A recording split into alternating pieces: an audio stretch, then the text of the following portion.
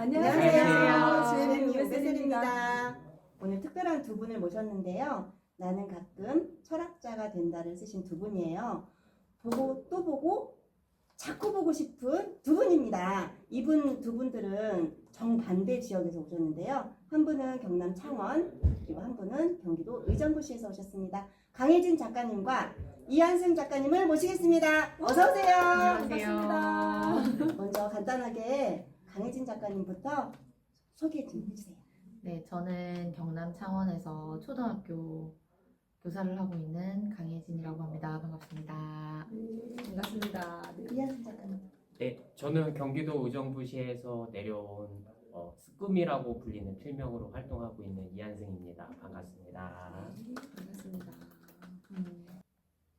자, 그러면 제가 첫 번째 질문으로 우리 작가님들께 궁금한 게 많지만 우선은 이걸 좀 여쭤보고 싶어요. 처음부터 글을 쓰지는 않으셨을 건데 어떻게 공저 프로젝트에 참여하시게 됐는지 그 계기가 있으신지 우리 강혜진 작가님 먼저 좀 궁금합니다. 저는 어렸을 때부터 글쓰기를 좀 좋아했었거든요. 그래서 매일매일 일기 쓰는 시간이 기다려지고 그랬었는데 직장을 구하고 아이를 키우고 나서 어렸을 때 그렇게 글을 쓰던 걸 좋아했던 그때 그 기억이 다시 떠오른 거예요. 그래서 글을 계속 써봐야 되겠구나 하는 생각을 했고 이렇게 작가로 글을 본격적으로 쓰기 전에 다이어리를 꾸준히 써왔었어요. 그리고 거기서 글감을 찾아서 하나씩 이렇게 쓰고 있었는데 공저에 참여하게 된 거는 혼자서 글을 쓸 때랑은 또 다른 매력이 있더라고요. 그래서 글벗들이랑 같이 글 쓰고 또 생각을 나누면서 글을 쓰는 것을 즐기고 있습니다. 네. 글을 쓰는 거를 즐기고 있다고 말씀해 주시고 또 글벗들하고 함께 한다라는 그 의미가 굉장히 큰 것 같아요. 같이 공저를 쓰신 우리 스꾸미 이한승 작가님은 또 어떤 계기로 이렇게 공저에 참여하시게 됐는지 궁금해요. 네, 저는 글을 처음 쓰게 된 거는 단순하게 호기심 때문에 쓰게 되었고요. 이 호기심이 쓰기 시작했는데 우연찮게 옆에 계신 강혜진 작가님 덕분에 글을 꾸준하게 쓰고 있습니다. 이런 우연이라고 불리는 선물 때문에 필연적으로 계속 쓰고 있는 아주 좋은 선물을 받아서 지금까지 쓰고 있습니다. 감사합니다. 네, 이게 우연이 필연이고 운명 아닌가요 혹시? 저는 그렇게 생각합니다. 그럼 우리 두 번째 질문. 네. 제가 해드릴 텐데요.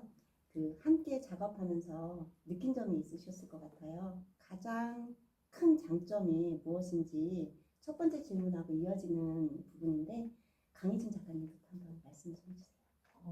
아까도 말씀드렸는데 혼자 할 때랑은 다른 그런 에너지가 있어요. 혼자 글을 쓸 때는 제 생각에 몰입해서 고요하게 쓰는 반면에 같이 글을 쓰는 것들이 있으면 뭔가 의지가 되고 그리고 이렇게 글이 막힐 때 전화해서 이거 어떻게 풀어가지 하고 이렇게 얘기도 나눌 수 있고 공감대가 있어서 좋고요. 그리고 나중에 같은 주제로 글을 쓰고 나서 이 공동 작업한 이 출간물, 이렇게 산출물이 나온다는 거에 있어서 또 뭔가 같이 해냈다는 그런 즐거움을 느낄 수 있는 것 같아요. 그래서 저는 같이 한다는 게 참 글 쓰는데도 참 큰 힘이 되는구나 하는 걸 느끼고 살고 있습니다, 요즘. 이한승 작가님. 저도 이 말에 100% 아니 한 1000% 이상 공감하는 것 같아요. 혼자 쓰는 게 너무 힘든데 이 글 쓰는 고통을 공감해 줄 수 있는 사람들이 옆에 있어서 나 이런 부분 너무 힘들어요 라고 얘기했었을 때 누군가 저도요 이렇게 공감을 해줄 수 있는 사람들이 있어서 너무나 행복하더라고요. 특히 이게 글 쓰는 게 한편의 일상을 사는 것과 똑같잖아요. 한 편 쓸 때마다 너무 고통스럽고 결과물로 책이 딱 이쁘게 나왔었을 때 쓰기를 너무나 잘했구나 이런 감정을 같이 공유할 수 있는 사람이 있다는 게 너무나 좀 의미 있게 쓸 수 있었던 행위였던 것 같습니다. 네, 저도 공저에 참여한 적이 있었는데 함께라는 그리고 책임감을 가지고 한다는 게 큰 장점이 아닌가 싶습니다. 세 번째 질문은 이현주 작가님. 이게 공저라는 게 사실 지금 작가님들이 말씀하신 것처럼 장점이 많아요. 저도 공저로 처음에 글쓰기 시작했고 장점이 많은데 단점은 비교가 된다는 거죠. 어떻게 보면 왜냐면 10명의 다양한 경험들을 쓰겠지만 다른 분들의 글을 보면 저는 굉장히 부끄럽다는 생각 많이 했거든요. 다른 작가님들의 글을 읽으면서 혹시 배운 점이 있다면 어떤 게 있는지 좀 궁금해요. 우리 이한진 작가님 먼저 말씀 좀 부탁드릴까요? 네. 저도 이거에 대해서 공저 썼을 때 가장 불편한 사실이 비교하기 시작하면은 좀 제 자신이 좀 초라해질 때도 있고 뭐 그렇더라고요. 특히 저는 공대에 나왔고 글쓰기랑은 완전히 절벽 아닌 벽을 높게 쌓았었던 사람이어서 글 쓰는 거 있었을 때 약간 다른 작가님들 글 쓰는 거 보면 부러웠던 생각도 많이 들었었거든요. 근데 한 권, 두 권 쓰다 보면 이런 생각이 들더라고요. 비교를 하는 게 아니고 연대를 한다는 생각을 해보는 건 어떤가 싶은 생각이 좀 들었었어요. 같은 목표를 가지고 책 한 권 나올 때 있어서까지 힘들었을 때 다독이면서 같이 가질 수 있는 사람들과 같이 가는 길을 좀 생각해 보면서 쓰는 건 굉장히 좀 좋았었던 경험인 것 같아요. 그래서 저는 연대를 좀 생각해 보시는 건 어떨까 싶어요. 감사합니다. 그런 말이 있잖아요. 빨리 가려면 혼자 가고 멀리 가려면 함께 가라. 그런 말이 있는데 작가님들을 보면 저도 그런 생각이 드는 것 같아요. 멀리 꾸준히 함께 가고 싶다라는 생각이 많이 듭니다. 강혜진 작가님은 어떠세요? 저도 사실은 같은 주제로 글을 쓰다 보면 이렇게 초고가 나왔을 때 다른 작가님들 글을 보면 이런 생각을 하실 수도 있구나.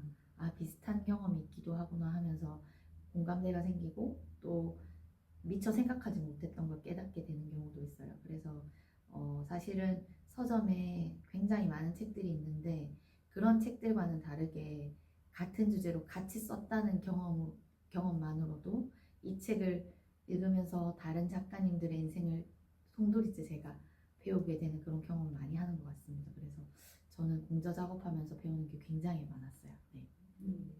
감사합니다. 맞습니다. 그 여러 사람이 모여서 책을 쓴다는 거는 하나의 주제를 가지고 쓰는 거기 때문에 배울 점도 많고 함께 한다는 의미도 굉장히 큰 것 같아요. 그러면 이 책 나는 가끔 철학자가 된다. 이 책에서 독자들에게 가장 전달해주고 싶은 메시지가 어떤 건지 알려주세요. 제가 먼저 할까요?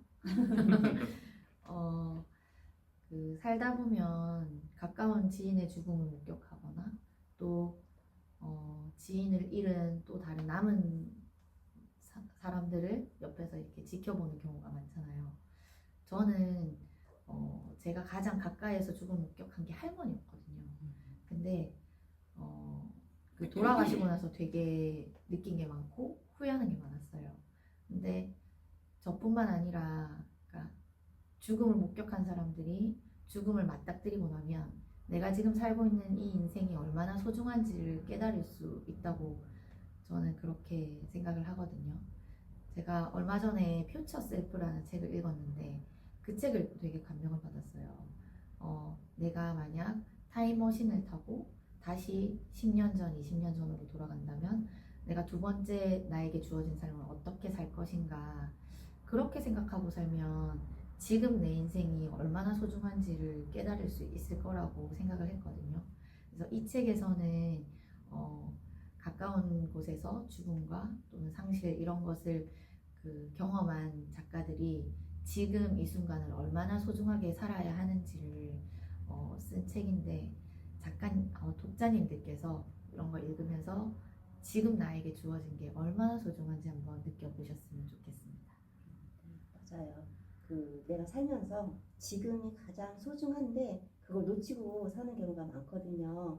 우리 이한승 작가님은 어떻게 생각하는지 독자에게 전해주고 싶은 예. 저는 크게 두 가지였는데요. 하나는 언제나 삶은 좋은 일만 있는 것도 아니고 나쁜 일만 있는 것도 아니고 두 개가 서로 반복되는 것 같더라고요.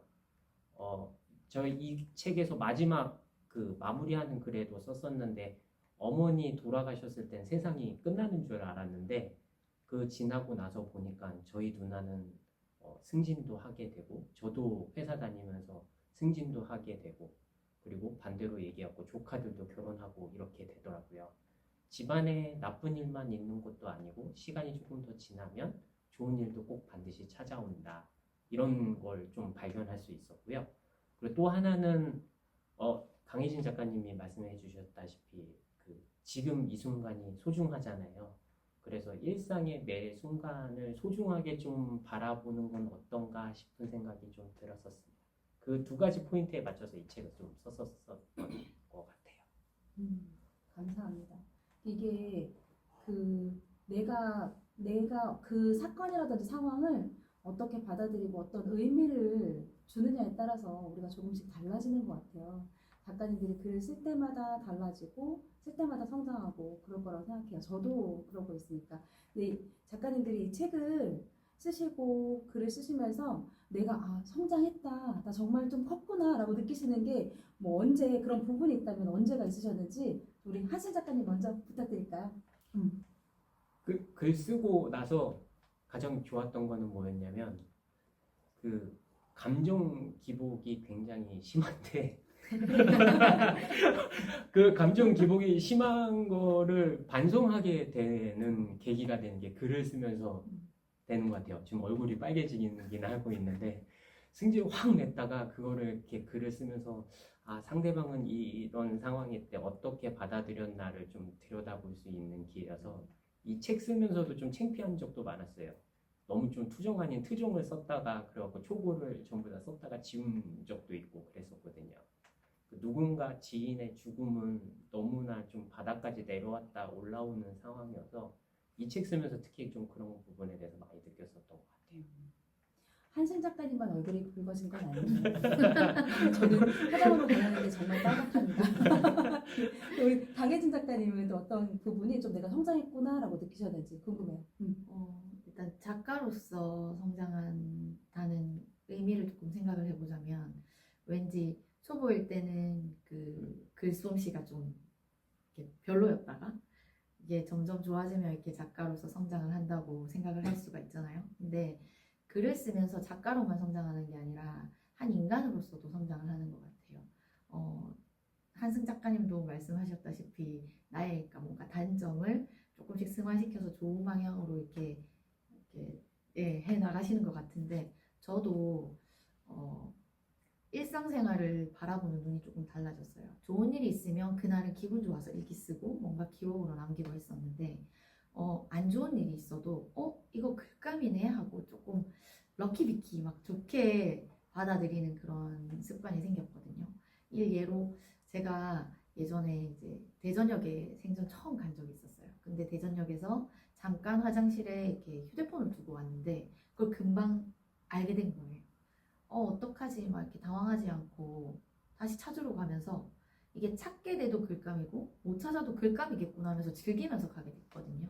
그래서 작가가 되고 나서 인간적으로 되게 긍정적인 마인드가 성장하는 것 같아서 지금 점점 행복해지고 있습니다. 네. 네, 감사합니다. 맞습니다. 제가 처음 글비디움 주관으로 이렇게 당해서 두 분을 봤을 때 애기 같다 이런 생각을 좀 많이 했었거든요. 근데 지금은 두 분이 굉장히 많이 성장해 있는 게 보여요. 그렇다면 글을 쓸 때 가장 중요하게 생각하는 점이 어떤 게 있는지 이번에는 한승 작가님부터 말씀해 주세요. 저는 글 쓰면서 제일 중요했었던 거는 솔직하게 쓰는 것 같아요. 자기 생각에 가감 없이 쓰고 근데 너무 가감 없이 쓰면 독자들이 불편할 수 있으니까 어느 정도 필터링은 좀 필요할 것 같기는 한 생각도 듭니다. 그 첫 책 나왔었을 때 주변에 있는 사람들이 좀 뭐라 그러더라고요. 그렇게 담배 피고 이런 책을 그렇게 쓰고 싶었냐고. 그 정도로 저는 좀 이렇게 솔직하게 쓰려고 노력하고 있는데 아직도 와이프가 책 읽었을 때에는 좀 힘 좀 빼라는 얘기도 좀 하고 있습니다. 근데 이러나 저러나 쓰면서 좀 새로운 눈도 많이 가지게 되는 것 같아요. 그래서 저는 글 쓰는 거 추천드립니다. 네, 맞습니다. 저도 글을 쓸 때 가장 중요하게 생각했던 게 그래, 글을 쓰면 기억을 할 수 있잖아, 나중에. 근데 안 쓰면 못 하잖아. 이런 생각을 좀 많이 했었거든요. 강혜진 작가님 어떻게 생각하시는지? 저도 글 쓸 때 뭘 중요하게 생각하는지는 생각해 본 적이 없는데 지금 질문을 들으니까 제가 쓴 글과 제 인생이 다르지 않아야 된다고 그런 생각이 들어요. 그래서 지금 글을 계속 써가면서 내가 쓴 글에 대한 책임감과 무게감이 계속 느껴지고, 그리고 또 사실은 더 좋은 글을 쓰기 위해서 더 좋은 삶을 살아야 되겠다는 생각이 많이 들거든요. 그래서 글을 쓰면 쓸수록 인생이 더 좋아지는 그 이유가 글과 삶이 일치돼야 된다는 그런 책임감 때문이 아닌가 하는 생각이 듭니다. 감사합니다.